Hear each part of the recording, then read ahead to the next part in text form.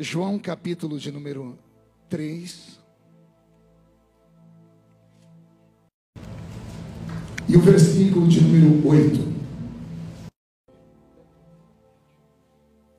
João 3, versículo de número 8. Está escrito: o vento assopra onde quer. Ouves a sua voz, mas não sabes de onde vem e nem para onde vai. Assim é todo aquele que é nascido do Espírito. Amém, igreja? Feche a Bíblia, coloque no banco, na cadeira, pegue na mão da pessoa que está do seu lado. Isso. Aperte a mão da pessoa com carinho até ela falar aleluia. Pentecostal que não faz barulho. Está com defeito de fabricação, não é? Vamos orar? Senhor, nós te exaltamos, nós te glorificamos. E nós entendemos que dentro de alguns minutos e mais uma vez, esta linda igreja será o palco da sua revelação. O Senhor já falou conosco, já tocou o nosso coração. E nós esperamos apenas o fechamento desse lindo culto. Na medida em que eu estiver ministrando a sua palavra, o Senhor tem liberdade para curar, para batizar com o Espírito Santo, para renovar o coração da sua igreja. E que o céu, Senhor, fique mais uma vez baixinho entre nós. Fala conosco, é o que eu te peço agora em nome de Jesus. E a igreja diz: amém. Pode tomar o seu assento aplaudindo a Jesus porque Ele é bom.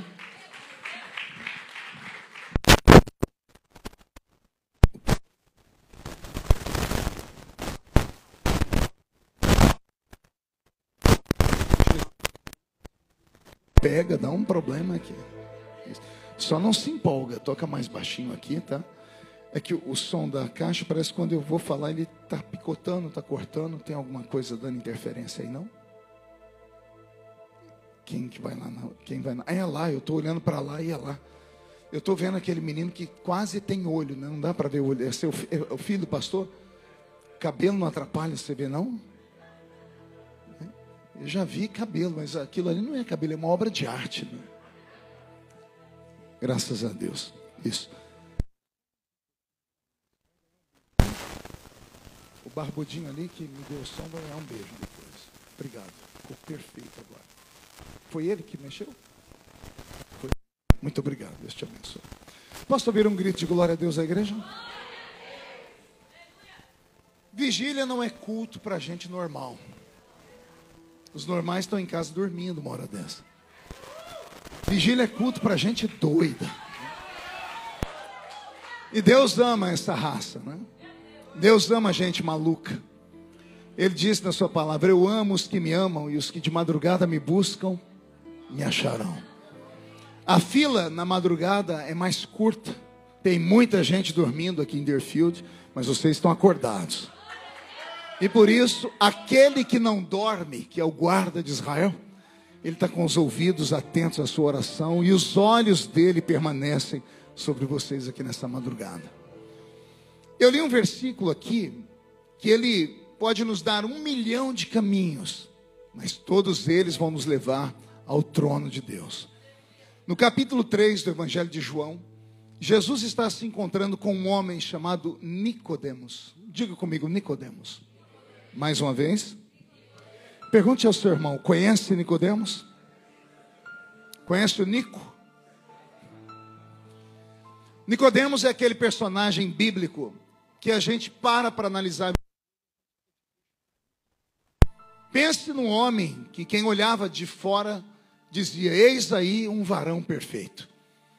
Se fosse na nossa época, a gente ia dizer: já pode ser arrebatado, porque nós buscamos a estatura de um varão perfeito. E Nicodemos era, aparentemente falando, um homem perfeito. Perfeito por quê? Era um homem inteligente, porque era doutor da lei. Era um advogado. Imagine ser um advogado numa época em que 98% da população não sabia ler nem escrever. Uma população que vivia debaixo do peso do jugo de Roma. Ou seja, Israel era escravo na sua própria terra. E esse homem, Nicodemos, rompeu. Fazia parte de 2% da população que tinha saúde, que tinha dinheiro, que tinha inteligência. Não bastasse isso, ele também era um doutor da lei judaica. Ele era um intérprete da lei. Seria hoje chamado de exegeta bíblico, ou alguém que conhecia muito bem a verborragia bíblica capaz de expressá-la e de pregá-la e de predicá-la em qualquer tempo. Nicodemos era também um sacerdote, porque ele vinha da linhagem de Arão. E não bastasse isso, ele também era um político, porque ele fazia parte do Sinédrio. O que era o Sinédrio? O Sinédrio era composto por um grupo de anciãos, cada um representando uma tribo de Israel, porque quando Roma queria falar com qualquer judeu, não falava com a plebe, falava com a aristocracia. E Nicodemos vinha da aristocracia judaica. Nicodemos era um homem que quando andava pelas ruas, as pessoas olhavam para ele, pastor Erasmo, e diziam assim: eu tenho inveja desse homem. Ele usava uma roupa diferente. A roupa dele era branca, uma estola sacerdotal. Na cabeça dele uma mitra, uma espécie de turbante escrita santidade ao Senhor. A barba dele, comprida, grande, era perfumada, porque fazia com que por onde ele andasse, quem não o via, sentia o seu cheiro. Como era um sacerdote, ao andar pelas ruas, as pessoas eram obrigadas a parar e se curvar diante dele. Não por ele, mas pelo que estava escrito aqui: santidade ao Senhor. A sorte da mulher adúltera pega no ato de adultério é que antes de levarem ela para o doutor Nicodemos, encontrar no meio do caminho o doutor Jesus. Porque se levassem ela direto a Nicodemos, Nicodemos ia dizer: a lei manda matar, então mate-a. Nicodemos tinha na mão o poder da vida e da morte. Consegue imaginar um ser humano ter na mão o poder da vida e o poder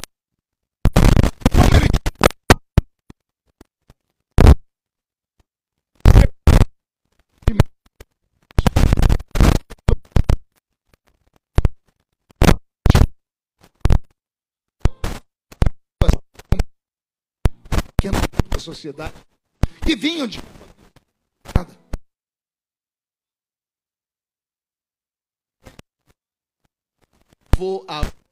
avô, eram pessoas que tinham armas, não indigentes, não é?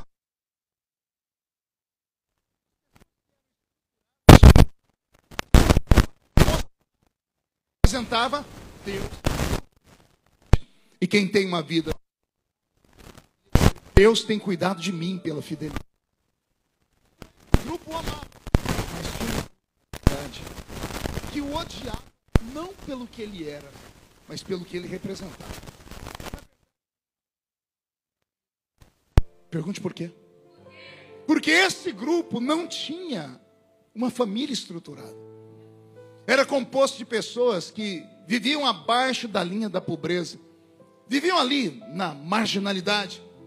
Eram pessoas que não tinham família, crianças abandonadas, meninas estupradas, que naquele tempo a mulher estuprada, falei agora há pouco, a mulher adulta pega no ato de adultério. Levaram ela para ser sacrificada. A pergunta que fica é: cadê o homem da história? Ela não foi pega no ato?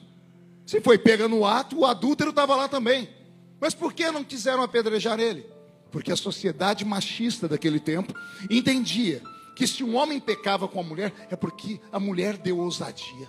Ó, que inferno. Então as meninas estupradas e violentadas, o pai as abandonava. E para não morrerem de fome, desciam abaixo da zona do meretrício e iam sobreviver vendendo o corpo delas. Ninguém era prostituta porque queria. A vida infringiu sobre elas isso. Mas, como era prostituta, era suja. E se o doutor Nicodemos encontrasse uma prostituta e dissesse morte, ela era morta na hora. Não era apenas, oh Jesus, agora começou a chegar o som, glória a Deus.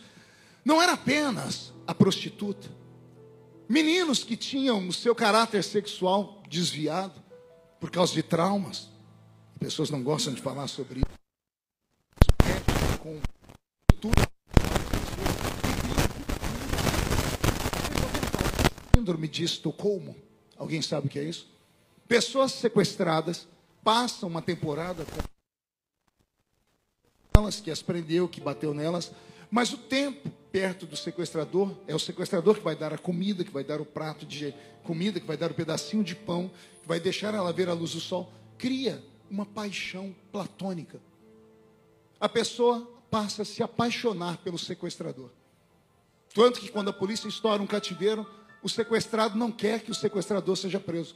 Aconteceu com o Silvio Santos, quando ele foi preso dentro da casa dele por um sequestrador. Quando a polícia chegou, o Silvio Santos não queria que fizessem nada com o rapaz. Síndrome de Estocolmo. Acontece isso com pessoas que são abusadas sexualmente. Ao invés de ela sentir pavor, cria um nó na cabeça da pessoa, que ela passa a sentir dependência daquilo que ela devia ter raiva, daquilo que ela devia ter repulsa. Quando uma criança é abusada, pior, porque a criança está em fase de se descobrir. Ela não tem prazer como um adulto, mas ela sente algum tipo de prazer, porque o ser humano é um ser com áreas erógenas. E aí, quando ela é abusada, ela cria um elo de ligação, e um nó é dado na cabeça, e a pessoa não sabe mais o que ela é. Naquela época, o homem que deitasse com outro homem, estava escrito, tinha que ser eliminado da sociedade. Pessoas desse tipo, ou outras, que nasciam com doenças, pessoas que nasciam sem pernas, sem braços, cegos. Jesus como paralítico, eles olharam, ele ou o pai dele, porque viram um rapaz deformado. E para o judeu, toda deformação física, congênita, anomalias, eram por causa de Deus. Até a terceira e quarta geração. E ninguém queria ficar perto de um leproso, de alguém que carregava um trauma de pecados. Então esse grupo de pessoas que eram marginalizados, quando temos, ficavam paralisados.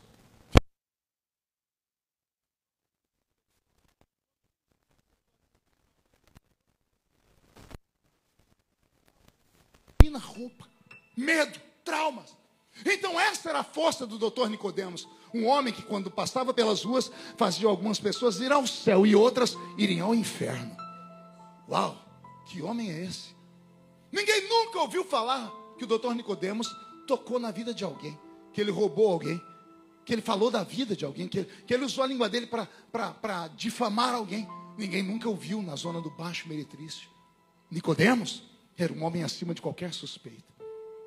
Um homem que ensina sobre o céu, um homem que é rico, um homem que é famoso, um homem que milita tanto na vida religiosa quanto na política, um homem que tem o poder da vida e da morte. Quem olha para esse homem vai dizer o quê? É perfeito. Se esse homem é perfeito, não tem necessidade de nada. Amém até aqui? Olha para o seu irmão e diga, olha no que vai dar essa história. Roberto, mude a música para mim. Problema, mexeu de novo, saiu o som da direita aqui de novo, querido. Ah, Jesus. Sonoplasta, o som sumiu de novo aqui da caixinha da direita. Consegue fazer voltar?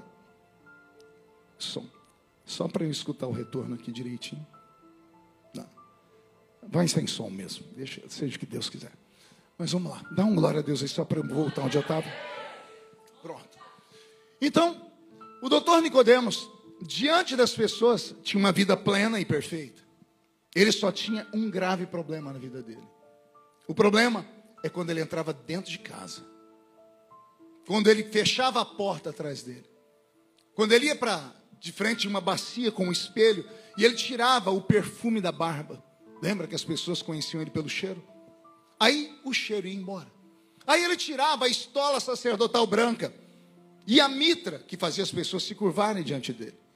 Quando ele pegava o pergaminho da lei e colocava num canto, os livros de direito do outro, o que sobrava? O que ele era de verdade. Um ser humano. A palavra ser, entidade. A palavra humano, entidade. E humus é terra misturada com eu não preciso falar para ninguém o que é esterco aqui. Esterco, excremento, fezes de animais. O que é o ser humano?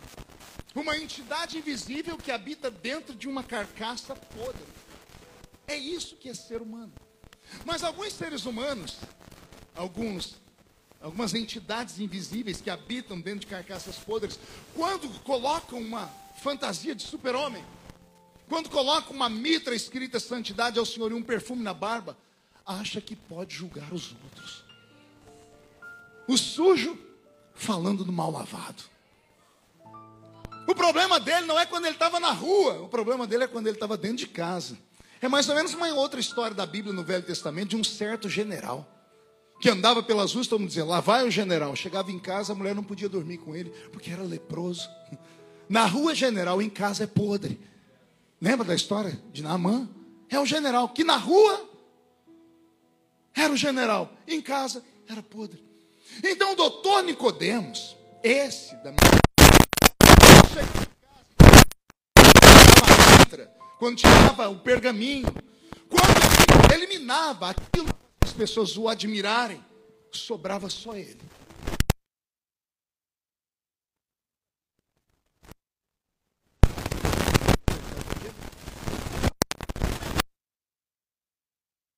O pai foi sacerdote, o avô foi, o bisavô foi, o tataravô foi. Se traçasse uma árvore genealógica dele, chegaríamos em Arão. Mas quando chega nele, ele é obrigado a ser aquilo que a família era. Oh meu Deus, irmão querido, o som foi embora de novo. Ele fica mexendo com esse botão lá, eu não sei como é que eu faço aqui. Pastor, me ajuda aí, pastor, querido. O som estava bom, mas eu não reclamar, é só deixar. Eu não estou reclamando, é só deixar. Agora eu estou reclamando que tirou tudo o som. Pastor, está chamando alguém aí. Felipe, quem é Felipe? Felipe, o pastor está te chamando. Acorda, Felipe. Desculpa que eu estou na live. Pronto, o pastor está lá te chamando. Não, pode ficar tranquilo, eu vou pregar só até as 4 da manhã. É que a madrugada nós estamos, para quem conhece o mundo espiritual, na terceira vigília da madrugada. A terceira vigília da madrugada não é para qualquer um. Ela é pesada. Foi depois da meia-noite que coisas extraordinárias aconteceram na Bíblia. Então, coisas extraordinárias vão acontecer aqui nessa madrugada. Que ele já agora subiu o som do teclado. Vai dar certo. O pastor tenta fazer voltar aqui, em nome de Jesus. Isso, agora voltou o som do teclado. Pronto. Agora, ó, o som ficou bom. Agora não mexe mais, não. Deixa desse jeito, por favor. Isso, muito obrigado, tá bom, querido? Isso. Agora não precisa mexer mais nada. Prontinho. Pronto. Muito obrigado. Glória a Deus. Dá uma salva de palmas para o rapaz. Não precisa mexer mais nada. Está redondinho. Tá? Deixa desse jeito. Vamos lá. Isso aqui é uma guerra espiritual. Eu não tenho um saxofone igual dele para fazer o céu descer. O meu saxofone é minha garganta, mas vai funcionar. Mais baixinho aí, Roberto. O doutor Nicodemos, quando tirava aquele uniforme,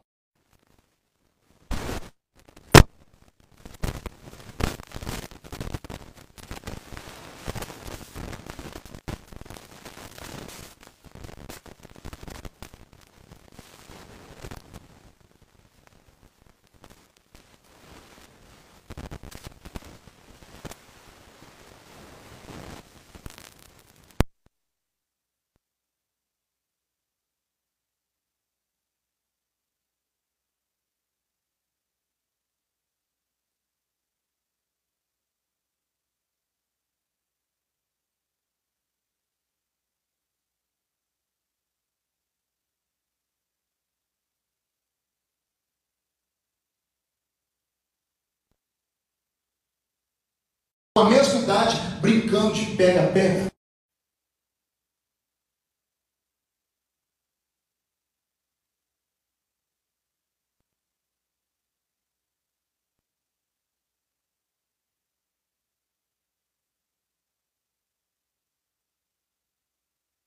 Para uma coisa maior. Amém. E é claro que isso empolga, é claro que isso mexe com a gente. Eu sou pastor, sou pregador, tenho 3 filhas. Meu sonho é que elas fossem pregadoras também. Mas o dom não é transferível. É verdade. Não é questão de DNA. O dom não vem da horizontal. Ele vem da vertical. Quando o dom vem da vertical, tudo flui. E quando não vem o dom, e a pessoa é obrigada a ser, aí deixa de existir um vocacionado. A vocação vai embora e nasce um profissional. Anote aí, vocação e profissão. E você vai começar a entender porque tem tantas coisas estranhas no nosso meio. Não é porque a pessoa fala bonita, que ela faz isso ou aquilo, que ela tem vocação. Basta ter uma boa mente, uma boa oratória. Eu tenho um curso de oratória e eu falo no curso que eu estava em Belém do Pará uma vez, no aniversário da Assembleia de Deus, centenário.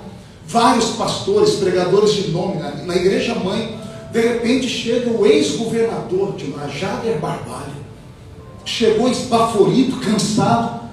O governador levaram ele lá na frente, botaram ele no púlpito e deram a palavra para o governador. O governador tirou uma bíbliazinha desse tamanho que ele tinha no bolso, abriu. Eu estava no meu jatinho vindo para cá e Deus falou comigo. Jader Barbalho. Ele estava no meio de um furacão político. Ele disse: sabe que Deus falou comigo? Que eu sou como aquela mulher pega no ato de adultério. Todos querem me matar, mas o Senhor me manda falar aqui: quem não tem pecado que atire a primeira pedra. Caiu um fogo naquela reunião. Os crentes ativaram o modo profético e começou manto para cá. O pastor Zé Wellington, o presidente da convenção, pegou o microfone e falou assim: ô Jader, na minha igreja lá tem um carguinho de presbítero lá, se quiser já está pronto. Só que outros que foram pregar lá não acharam o povo. E o político, o adorador de imagens, achou o povo. Como? Unção, vocação, profissão. Gogó, Hitler foi um dos maiores oradores da história. Ele fez uma geração inteira de alemães odiarem judeus e matá-los de maneira cruel. O dom da oratória. Às vezes a gente se engana com muita gente, principalmente em igreja.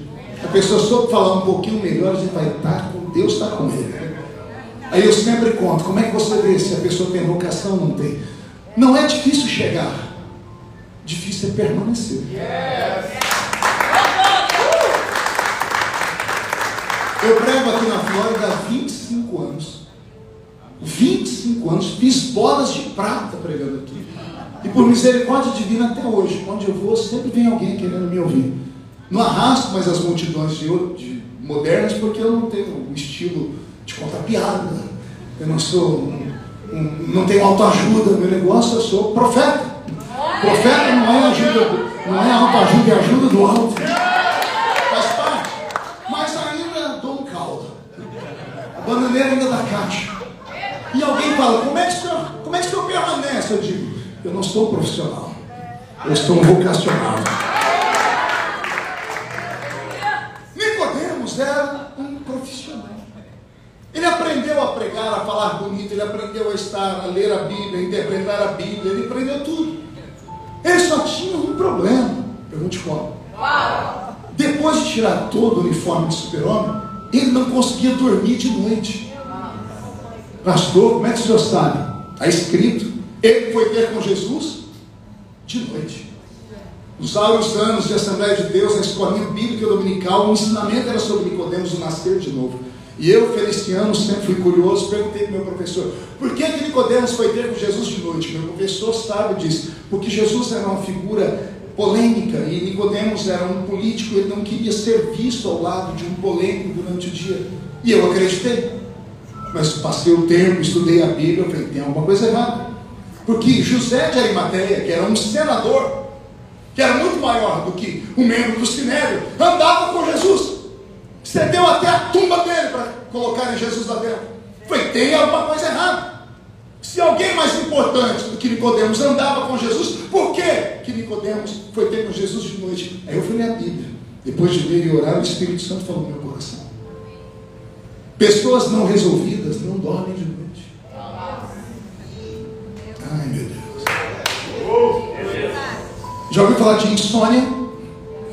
O que é insônia? Uma perturbação da alma. E a alma fica perturbada quando uma peça do quebra-cabeça da vida desaparece. Quando a gente perde o controle em uma área da vida. A gente perde o sono quando a gente está sendo chantageado, quando a gente está sendo extorquido, quando a gente é traído, quando a gente é injustiçado, caluniado. Quando você abre a porta da sua casa para alguém, você dá tudo para aquela criatura, e aquela criatura, na primeira oportunidade, te trai, enfia uma faca nas suas costas. A gente passa a noite acordado dizendo, por quê? Não há explicação. A insônia tira o nosso sono. Mas tem outra coisa que provoca a insônia: crise existencial. Ninguém está livre disso. Nem o intelectual e nem o crente do manto, que só tem 2 dentes na boca, o zagueiro e o atacante. E quando vem o Espírito Santo sobre ele, parece que ele recebeu o espírito do Bruce Lee.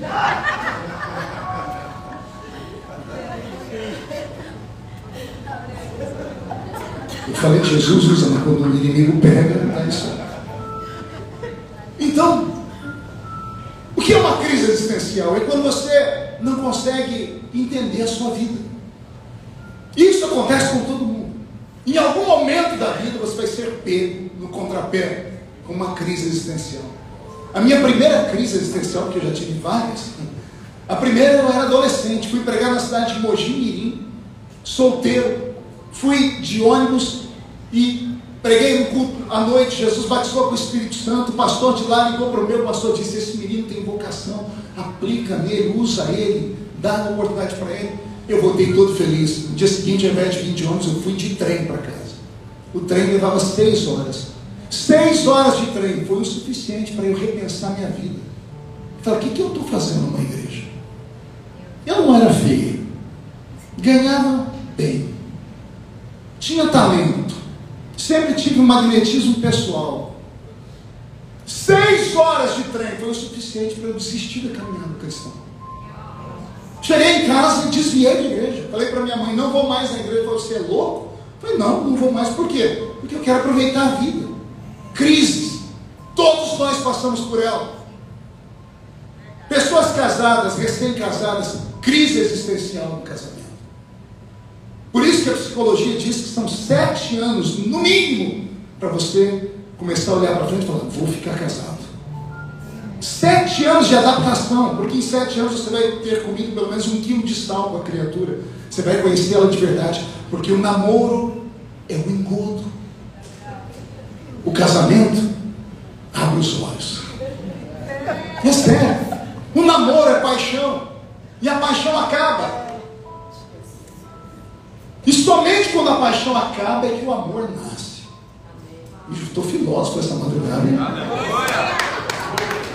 É sério. Como assim, pastor?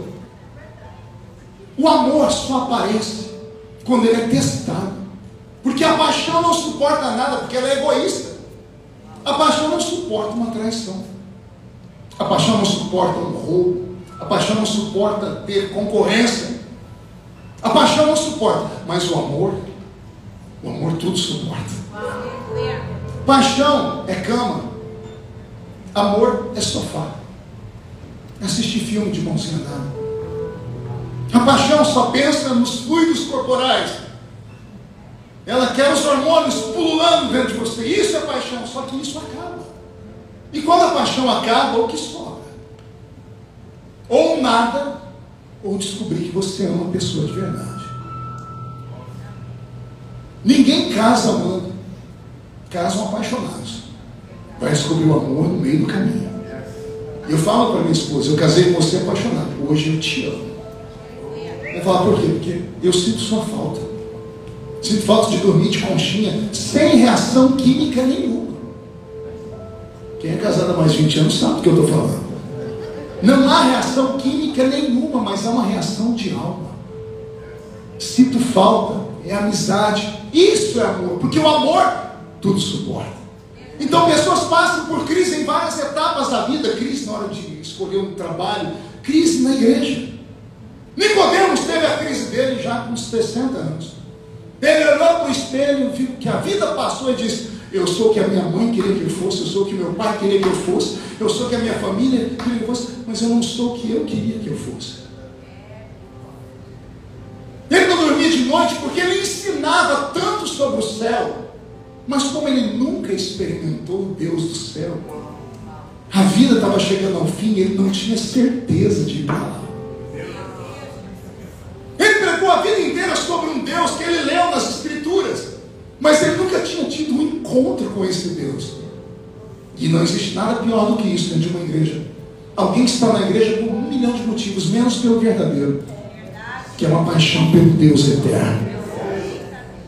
É possível estar dentro da igreja e não conhecer Jesus? É. Pedro andou ao lado de Jesus 3 anos e meio endemoniado, possesso, tinha curado enfermos, tinha ajudado Jesus a multiplicar pães, ganhou almas. E Jesus olhava para ele e diz assim: um dia você vai se converter. Vem Jesus falando: está chegando a minha hora de ir embora. Pedro diz: tem pena de ti mesmo. Jesus olha para ele e diz assim: para trás de mim, Zé Pelintra. Foi isso que Jesus disse? Exu caveira, tranca a rua. Não. Foi não? Quem estava dentro de Pedro? Ai, ai. Quem? O cão, o capiroto, o anjo caído, o chefão, o líder, Lúcifer, dentro de Pedro, 3 anos e meio andando ao lado de Jesus. E ele não estava liberto. Crises todos nós passamos. É possível estar dentro da igreja, perdido dentro da igreja. É possível caminhar 40 anos dentro de uma igreja e terminar a vida indo para o inferno. Porque não basta estar aqui, não basta estar aqui porque a música é boa, não basta estar aqui porque o pastor é gente boa, é fofinho, é bonitinho, é gordinho. Que nem eu vou lá na igreja do pastor Erasmo, ele é um templo do Espírito Santo. O pastor Luciano é uma catedral do Espírito Santo.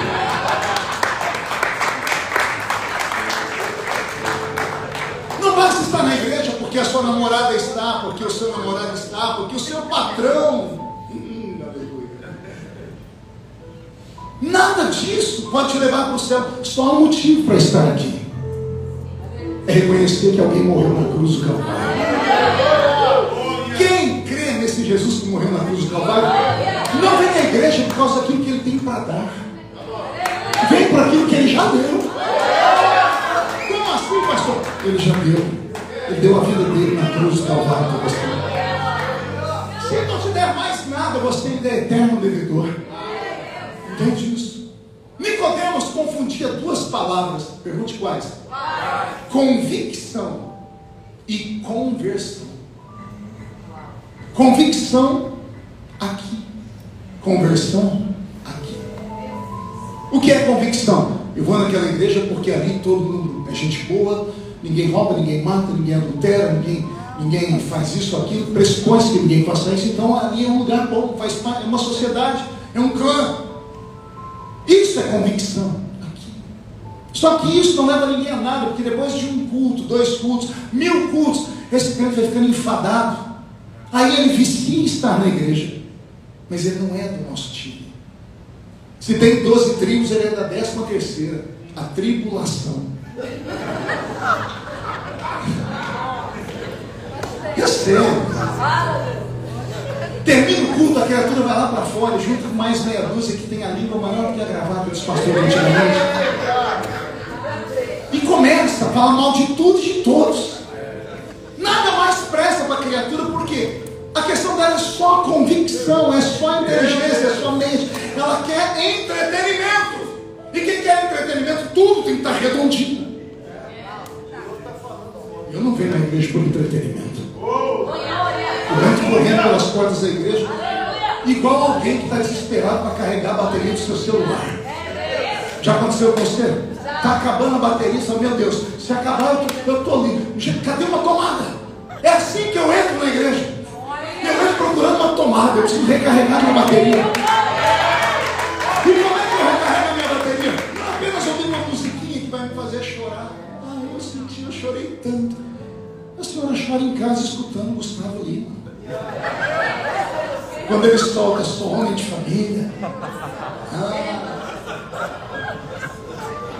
Eu amo falar o que eu vou falar agora. A senhora chora assistindo até hoje, pela 89ª, 90ª vez, o filme do Titanic.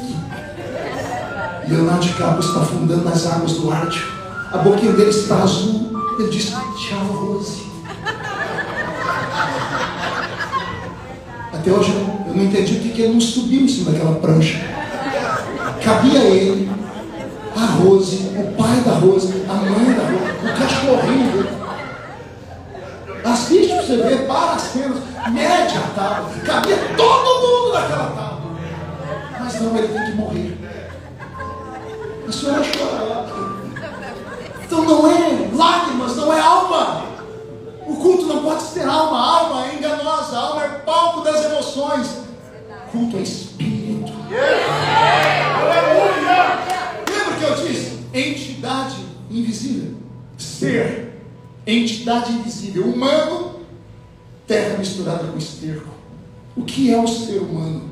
É um espírito que habita dentro de um corpo físico. E o que eu vou falar agora é chocante. Muda a música dele. Somos seres híbridos. Deus criou 3 tipos de seres no universo: anjos, animais racionais e homem. Anjos são de uma única essência, espírito eterno. Animais racionais são terra, desprovidos de intelecto, de espírito, agem com instinto, uma alma vivente. O ser humano é o único ser que é híbrido. Nós temos terra e céu dentro de nós. Vou falar de novo. Temos terra e céu. Espírito, céu. Terra, pó. Eclesiastes 12:7. Quando o homem morre, o pó volta ao pó, à terra. E o espírito retorna para Deus. E é Deus quem vai dizer para onde o espírito vai, céu ou inferno. Por que o espírito volta para Deus? Porque parte de nós veio de lá. Parte de nós veio daqui. Até o meio da vida, o céu e a terra não brigam por nós. Por isso que o adolescente é descabeçado. Ele sai sem pensar no amanhã, não respeita pai, não respeita mãe, não está nem se o pai está sofrendo ou não. Porque até o meio da vida, na adolescência, o adolescente não tem guerra dentro dele de céu e inferno. Mas o homem vai envelhecendo. Aí a terra e o céu começam a brigar por ele. Já percebeu isso ou não? Pergunte como? O homem vai envelhecendo, ele vai se curvando. Tudo vai caindo. Cai o rosto, cai os seios, cai o bumbum, vai caindo tudo. A pessoa vai ficando encurvada. Pergunte: o que é isso, pastor? A terra reclamando que é dela. Eu quero que é meu, terra. Já percebeu que a maioria das pessoas que frequentam igrejas são pessoas mais velhas? Por quê? A terra pede a terra e o espírito pede o céu. Somente pessoas mais velhas entendem culto, começam a ir no culto, porque ela chegou numa fase da vida em que ela tem que se desligar. A terra vai pedir a terra, o céu vai pedir o céu. Revelação profunda. Estou com a minha barba arrepiada. Isso não é vigília, virou escola de sabedoria. Recebe esta palavra.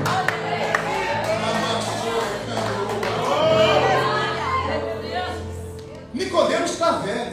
Houve um tempo que ele ignorava, mas agora que ele está velho, a terra está pedindo a terra e o céu, que é o espírito. Só que ele não conhece o céu, ele não conhece Deus. Tudo que ele sabe é profissional.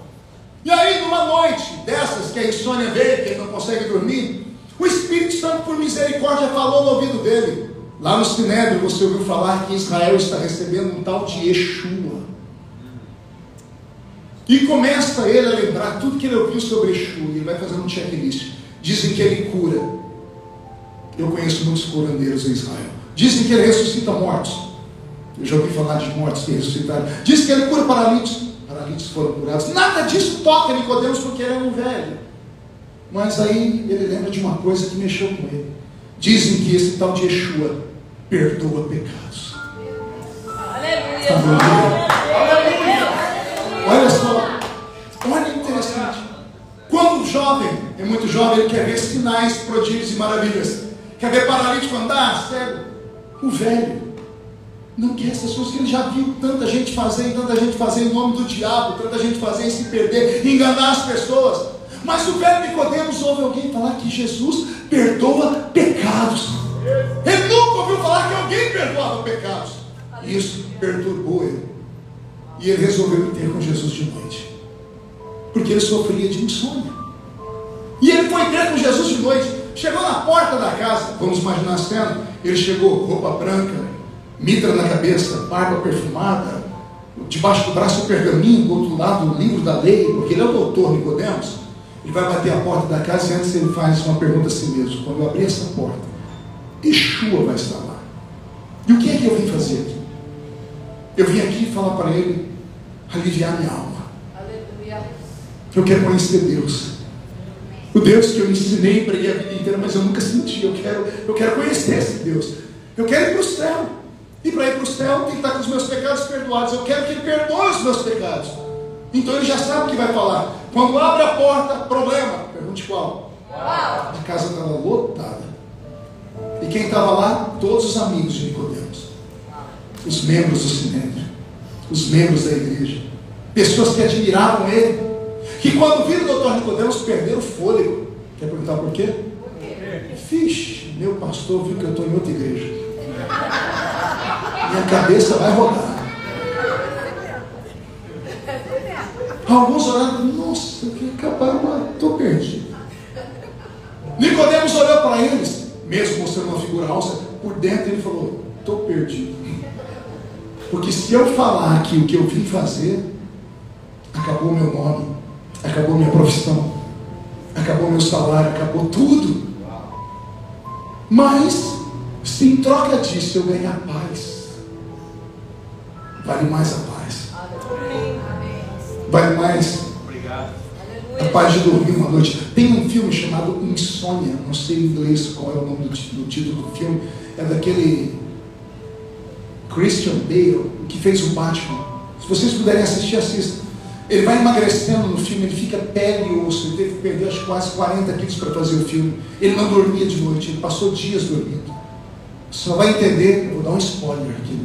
Você só vai entender o filme quando ele entra atrás das grades e ele consegue dormir. Ele não dormia porque a consciência dele não deixava.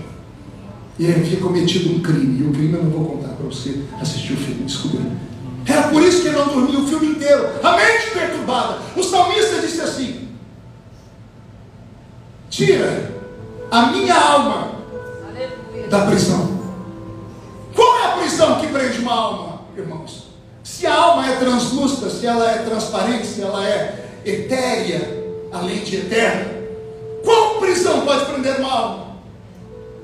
Porque se uma prisão é material, como é que pode a matéria prender algo que não é?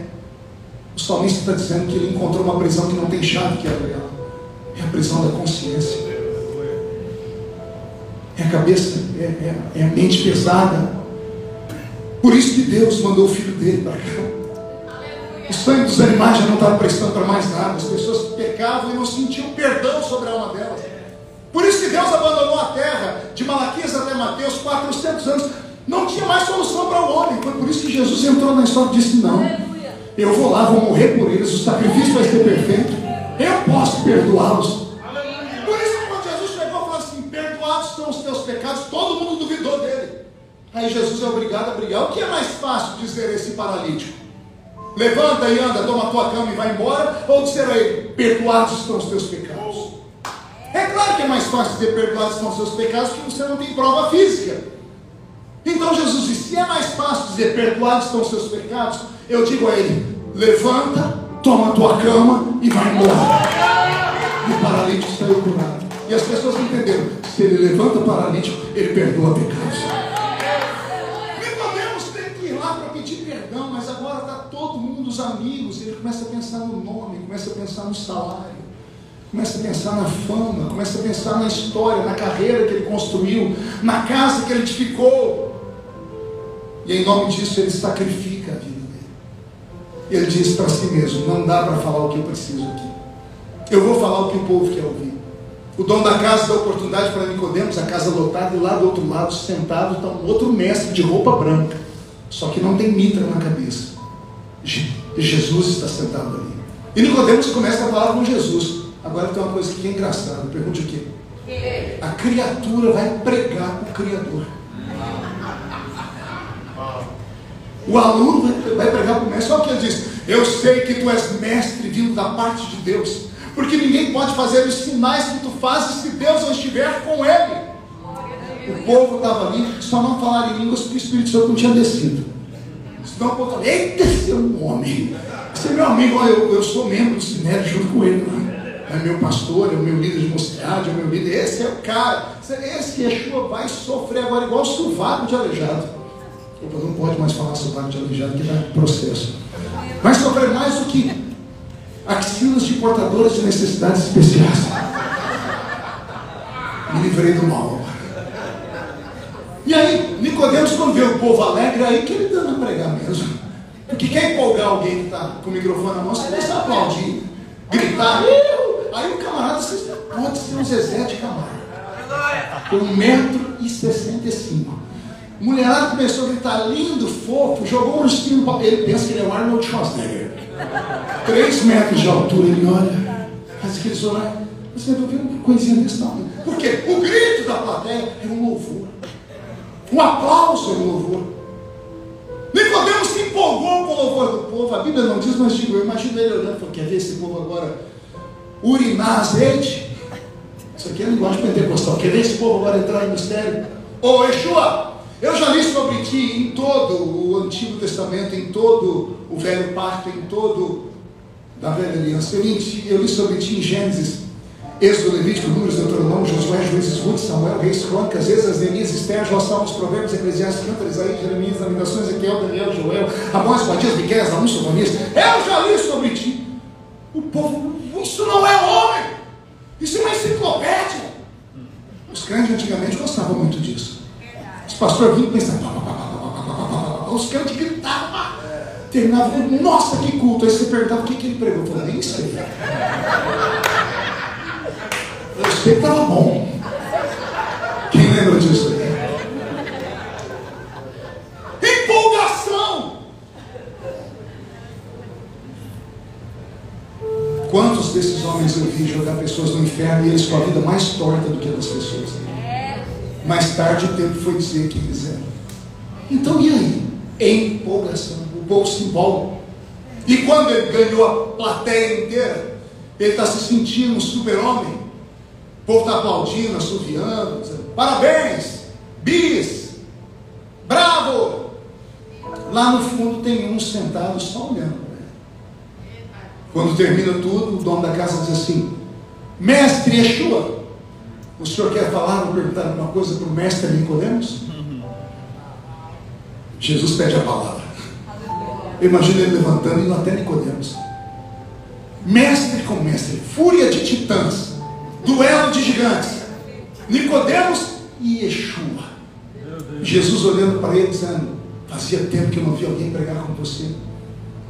Onde você estudou? Na escola, aqui na escola hebraica, com meu reitor foi como é que é o reitor da Bíblia? Não, tem um reitor da Bíblia famoso, Gamaliel. Aprendi aos pés do doutor Gamaliel. E Jesus dizendo, olha, fazia tempo, onde você aprendeu a sua oratória? E essa forma de falar, você não prega só com a voz, você prega com o corpo, porque o corpo fala. Você é um artista. E depois você é obrigado, é de família, meu pai era, meu tio era. Elogios humanos. E quando Nicodemos está aqui, chegando perto do céu, inchado, Jesus diz assim para ele, olha, só te falta uma coisa.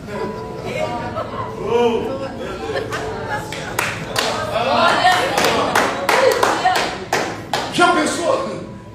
Jesus colocou o camarada lá em cima, falou, perfeito, só te falta uma coisa. Quer deixar um pregador desesperado e terminar o culto, você fala para ele, olha, foi bem, mas dá um desarranjo na gente.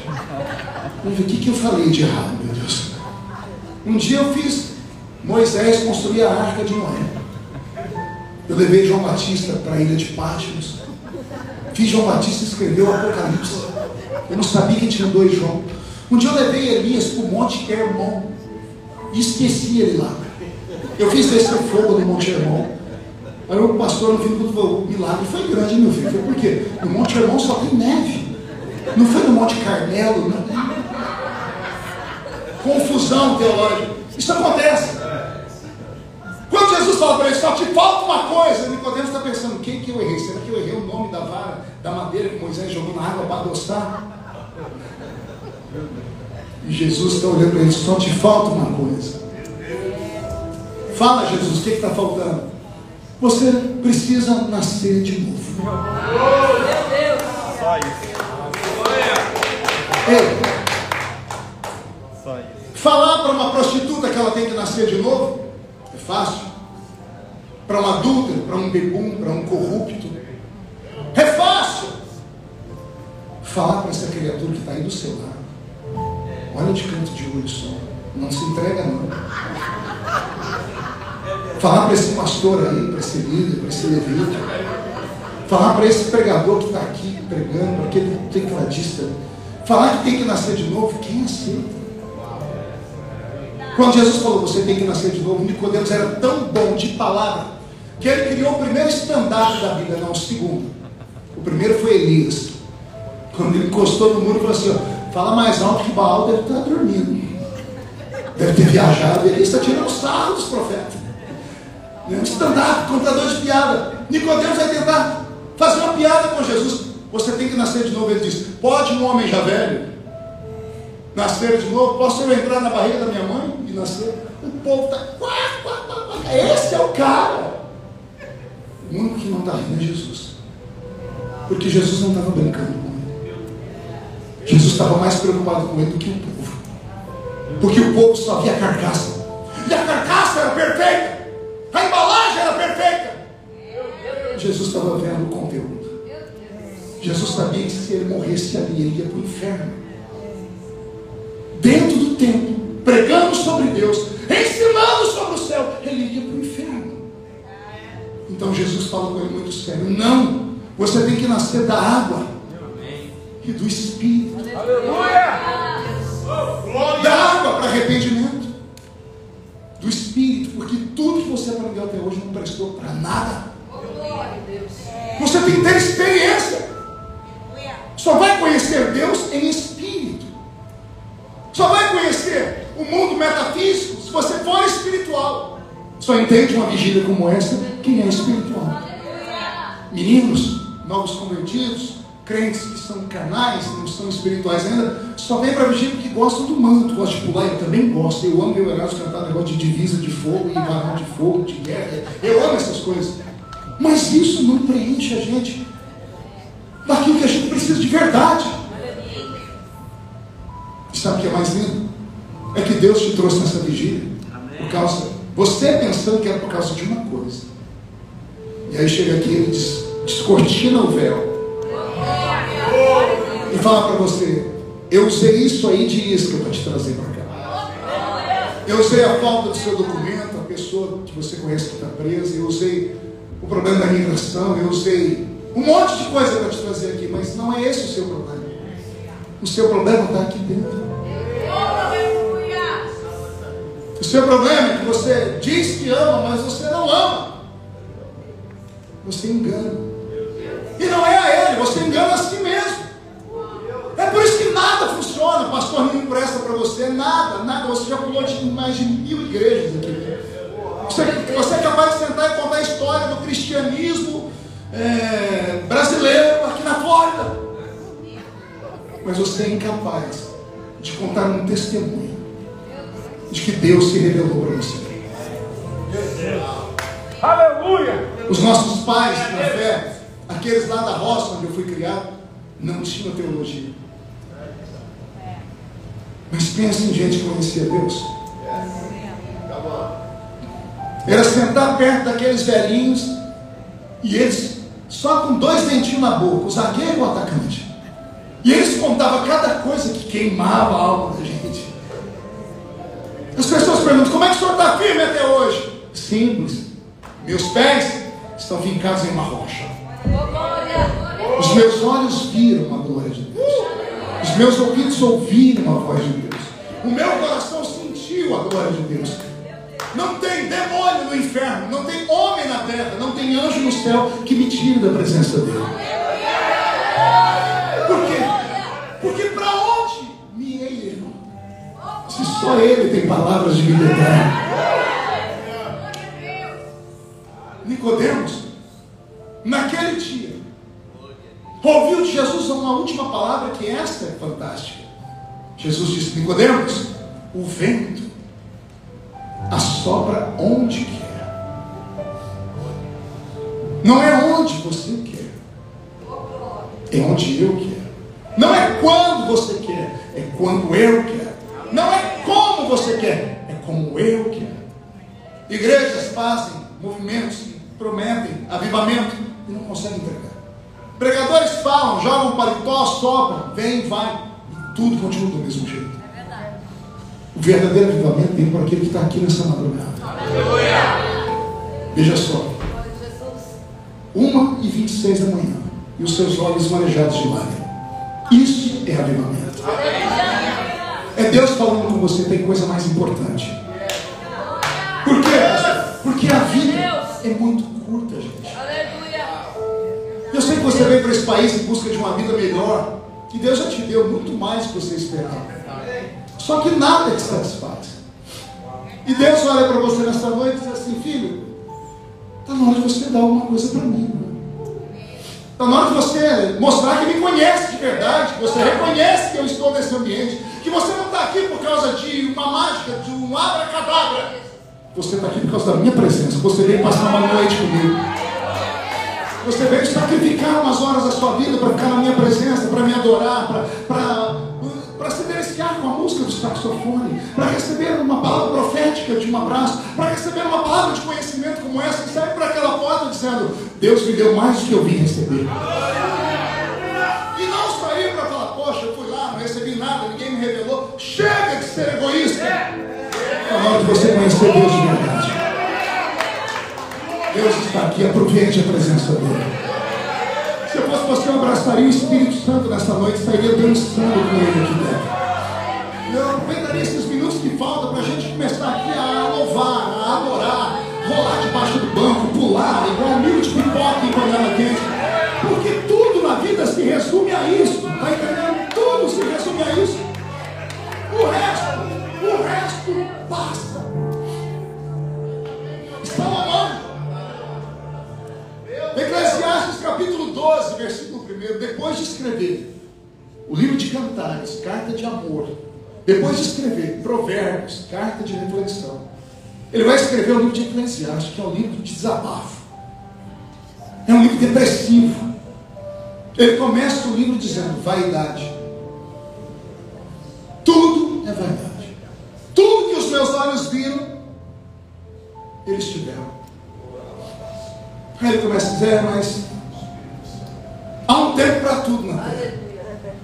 Há um tempo de correr, um tempo de parar de correr, um tempo de abraçar, um tempo de parar de abraçar. Salomão está dizendo: eu tive 700 mulheres e 300 concubinas. Tempo de abraçar. Agora meu corpo está morto. Pode colocar 2 virgens, uma à minha esquerda, outra à minha direita, meu corpo não reage. Acabou o tempo de abraçar.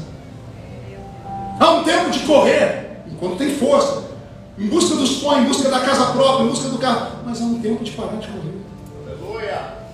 E ele termina dizendo: há um tempo de nascer, gente, e há um tempo de morrer. Quem me acompanha deve ter ouvido um testemunho que eu contei esses dias num podcast. Eu fui na casa da minha mãe, Dona Lúcia, uma guerreira, 69 anos, nova, né? Não consegue dar 5 passos. Ela dá 4 passos e meio e senta. Oxigênio 24 horas por dia. A saturação dela vai a 48, 49. Gente com 53 já era entubado no tempo da Covid.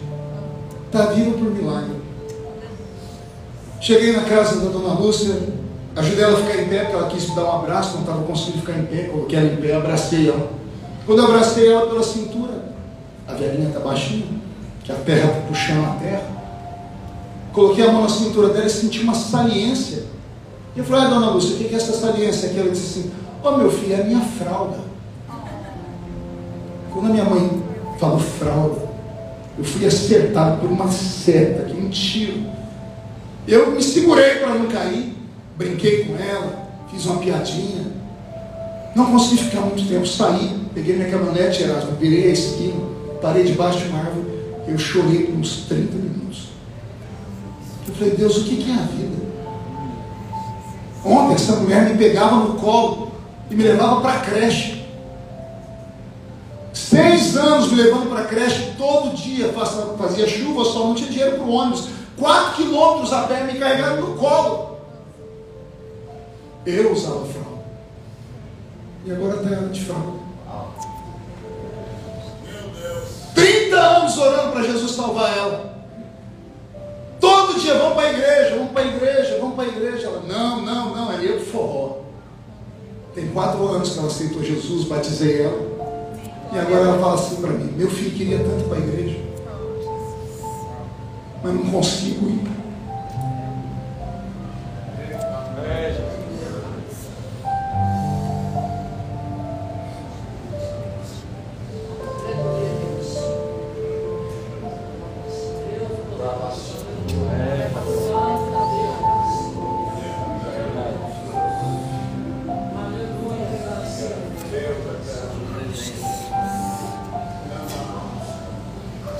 Essa é a vida verdadeira. Às vezes a gente quer viver um conto de fadas. Amo estar no culto, a gente pular, gritar, falar em línguas, mas essa é a vida verdadeira. E a vida verdadeira começa quando a gente atravessa aquela porta. Amém. Tem gente que vai ter que acordar de madrugada, daqui a pouco vai para o trabalho. Amém. Vai ter que entrar lá na casa da patroa, enfiar a mão dentro do vaso sanitário dela. Parece que ali vai toda a dignidade embora, né? É a vida, essa é a vida verdadeira. Por isso que o apóstolo escreveu: o que espera em Cristo só nessa vida é o mais miserável de todos. Porque essa vida só tem isso. Se você espera em Cristo só para Ele te dar um milagre, para resolver os seus problemas, Ele não presta para ser seu Salvador. Há uma vida maior e melhor do que essa. Aleluia!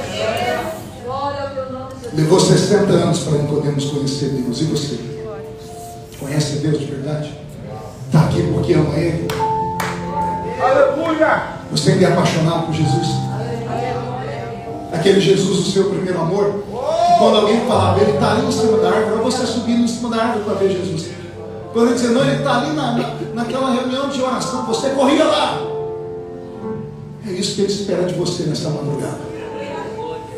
Por quê, pastor? Porque o vento, ele assopra onde quer. E Ele está soprando em nós aqui nesta madrugada, pastor. Ele está aqui sobre nós, pastor do Senhor. Ele está provocando nessa madrugada o maior de todos os milagres. Maior do que cego ver, do que surdo ouvir, do que paralítico andar. Qual o milagre, pastor? O milagre do novo nascimento. É você fazer uma autoavaliação e dizer assim, não, eu estou no lugar certo. Se Ele me der um milagre, Ele é Deus. Se Ele não me der um milagre, Ele continua sendo Deus. Se eu receber o que me buscar, valeu a madrugada. Se eu não receber, valeu em dobro a madrugada. Porque Ele está aqui. E Ele só quer um abraço seu nessa madrugada. Vou fazer um único pedido, um único convite nessa madrugada. Feche os olhos. Eu queria orar aqui perto de mim no altar com pessoas que ainda têm dúvida sobre a sua vida cristã.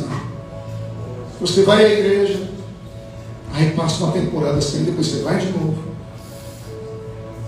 Eu quero orar com gente que vem à igreja há muito tempo, mas não sente mais nada. Quero orar com gente que tem coragem de falar, eu preciso melhorar, pastor. Pastor, mas se eu for aí, o que vão falar de mim? E quem fala de você paga suas contas? Vai fazer igual Nicodemos? Vai voltar para casa com nome, com a fama, mas sem paz, vai continuar sem dormir de noite? Isso. Que bom, filho. Pode ficar olhando para mim aqui. Deus te abençoe. Fica aqui pertinho. Aleluia. Tem mais alguém? Oh, aleluia. Aleluia. Feche seus olhos, para não constranger ninguém. Vem. Tenha coragem. Quem sabe é hoje que Jesus resolve colocar você de pé de verdade. Eu passei uma temporada na igreja achando que era e não era. Preguei, Jesus batizou com o Espírito Santo e desviei. Por quê? Porque eu não conhecia Ele de verdade. Eu conhecia a religião, eu conhecia o que me ensinavam, mas eu não tinha experimentado o amor dele. Só entende de misericórdia quem precisou dela. Eu vou perguntar de novo. Fecha os olhos. Certeza que não vai vir?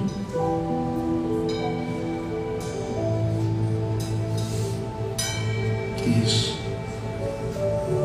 Você pode vir chorando mesmo. Aleluia, Jesus. Obrigado, Pai. Vem, Nicodemus. Estou te esperando, filho. Isso, vem. Força. Isso.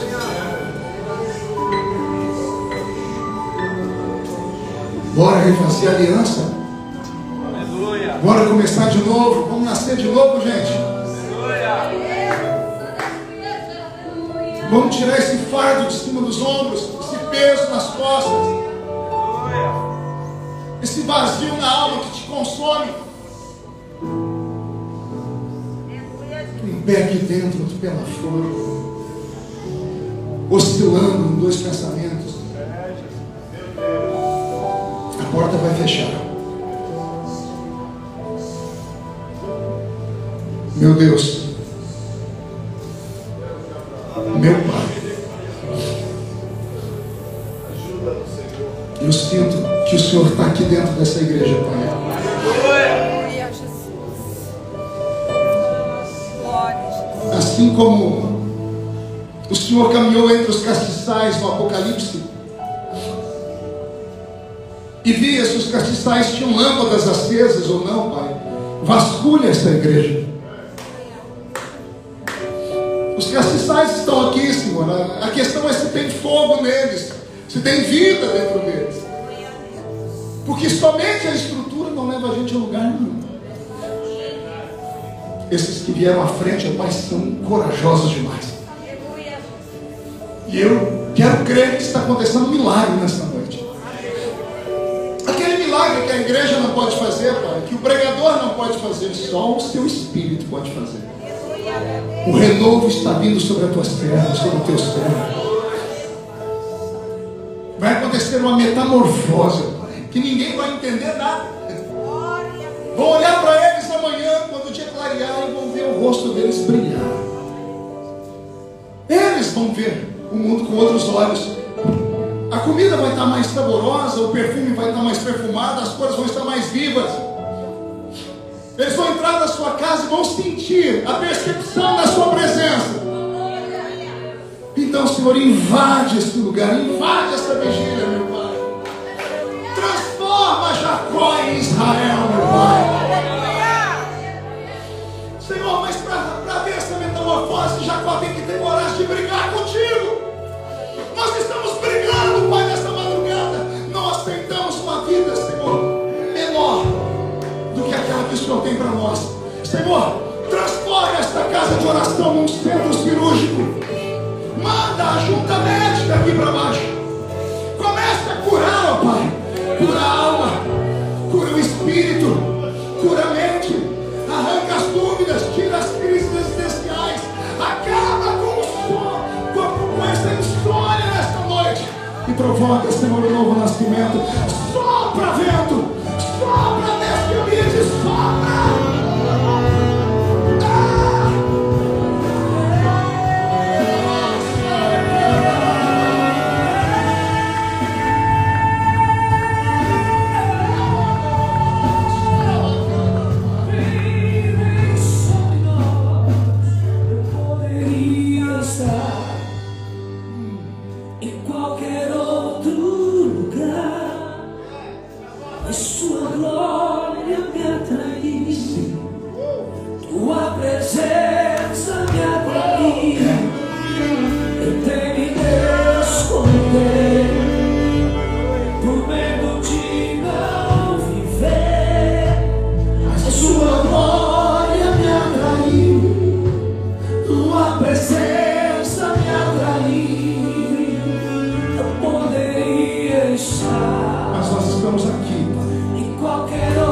Estamos na vigília, na tua casa.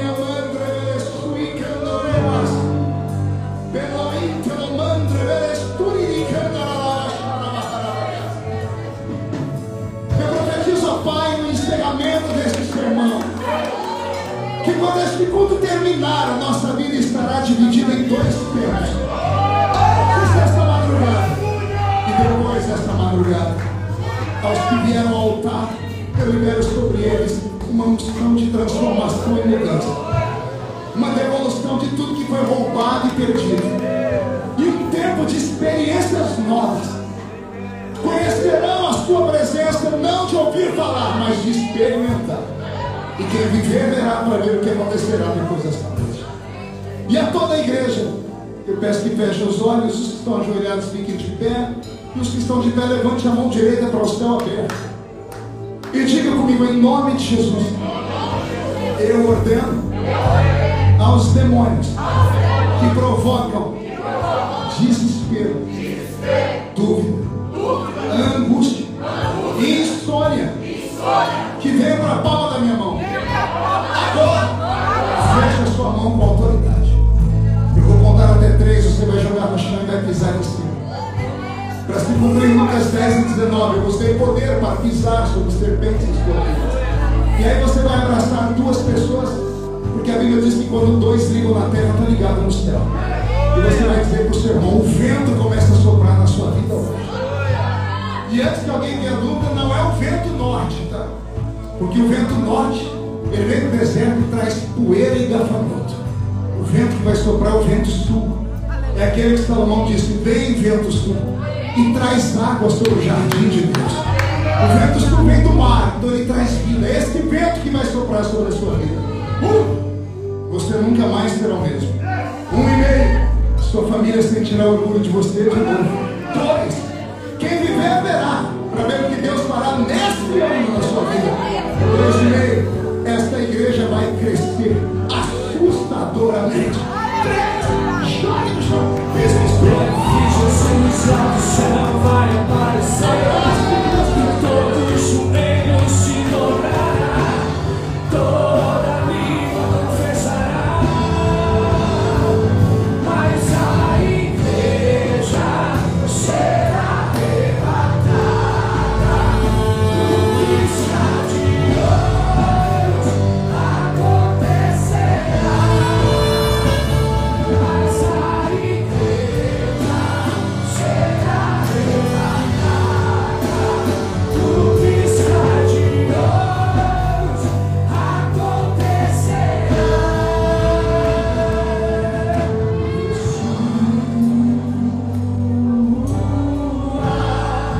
O Messias aguardar, ele vem me buscar. Jesus, o Messias aguardado, ele vem me buscar. Em breve Jesus lá no céu vai aparecer, e todo joelho se dobrará, e toda língua confessará. Mas a igreja será arrebatada no piscar de olhos, acontecerá. Mas a igreja será arrebatada no piscar de olhos, acontecerá. Quem pode aplaudir? Quem pode aplaudir e gritar? Quem pode aplaudir e gritar e dar um pulo pra cima? Amém? Puxa a barriga, estufe o peito. Olhe nos olhos de quem está do seu lado. Se o olho não estiver vermelho, enfie o dedo no olho da criatura. Você entendeu? O vento vai soprar. E ó, é só dar tempo ao tempo. As peças se ajudam. Porque o Criador não perdeu o controle da sua vida. Amém? Pode tomar seu assento, aplaudindo a Jesus. Vamos chamar o pastor.